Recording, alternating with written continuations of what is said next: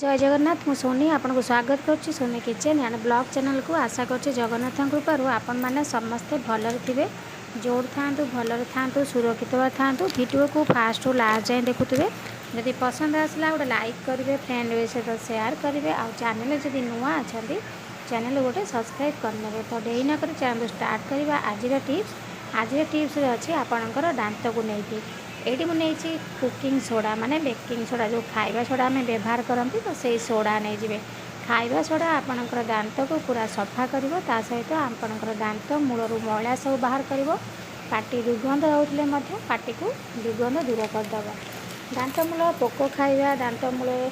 माने मैला जमीवा दांत कला देखा हलदिया देखा तो सब प्रकार प्रोब्लेम को आम सोडा साहाय्य दूर कर तो खाइबा सोडा सहित ये मुझे लवंग गुंड लवंग आपण दांत जिते जोर बिंधा होता पोक खिया दांत बहुत बिंधा हुए संभा हुए तो दांत मूलर आपणकर बैक्टेरिया को सब मार आ पोक खाइबा दांत आ पोक खाइबानी पूरा भल हो लवंग आपड़ तेल जदि व्यवहार करेंगे दांत बिंधु लवंग तेल मिलूँ आणिकी लगेबे ताले आपणकर दांत मूल बिंधा पूरा कमिज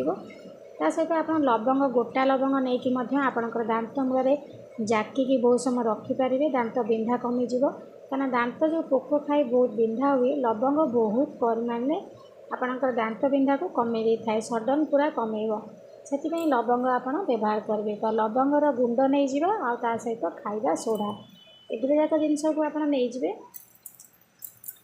लवंग आ खाइबा सोडा नहीं सारापर ये मुझे कोलगेट पेस्ट आप कोलगेट पेस्ट ने कहीं कोलगेट पेस्ट आपणकर दांत मूलर जी पुराणा जमी थी मैला सबू बाहर करदेव ये हम जो लवंग व्यवहार कले आपणकर पाटी गंध दूर करदेव बहुत बढ़िया स्मेल हम आपणकर पाटी बास्ना हम आ बिल्कुल आपणकर पाटी स्मेल हेनी तो ये तीन टा जाक जिनस को आप भल भाव मिसई नियंतु पेस्ट आउ लवंग गुंड आउ खाइबा सोडा को भल भाव मिसई ने मिसई सारा पर गोटे पेस्ट टाइप माने आमे प्रस्तुत करनवा से ही आमे दांत घषा खाइबा सोडा सबुदिन दांत घषा ठीक नुह आपण सप्ताह को थरे घसतु किंतु लवंग आपण सब बेले पाटे जाकी पारे लवंग तेल लगे पारे लवंग गोटे गोटा लवंग जाकी पारे लवंग आपणकर दांत किछि खराब नुह तो देखो ये सब जाक जिनस को भल भाव मिसई सारापर एमती ब्रश साहाଯ୍य नहीं जातु राति की शोला टाइम हो कि आपको जिते टाइम हम प्रथम आप 2 दिन को थरे लेखा करूँ तापर आप कौन करेंगे ना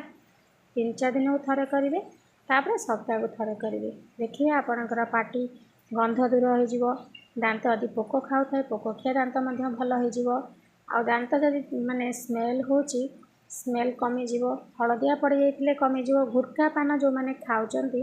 से दांत बहुत कला पड़ जाए हलदिया नुहे तो से कला पड़ी मैला जमी जाए कथा कहले कौट लाज लगी था दांत एत असुंदर देखा जाए तो से बहुत भल यहाँ तो देखूँ ये भाव में पेस्ट भाई माने प्रस्तुत करनवा एवं मुझे देखा आपन को केमती आप ब्रश करेंगे दांत ये भाव में हलदिया पड़ जाए तो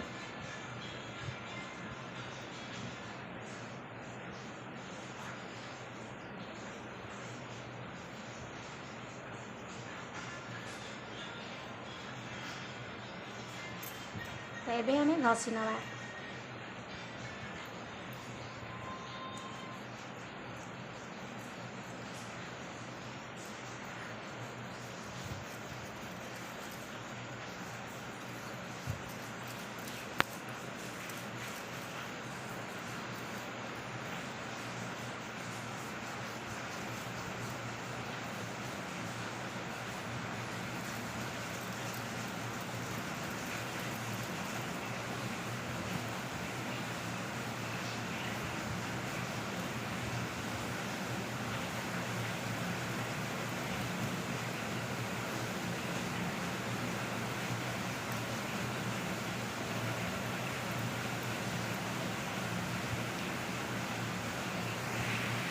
थे आप भाव में दांत को घषिक देखूँ आप दांत के सुंदर भाव में सफा देखा ता सहित जब पोक खाऊ थाए पोक खिया दूर हो पाटी आपणकर बिल्कुल भी गंध दुर्गंध हेनी ये भाव में सफा कर निश्चित भाव में देखिए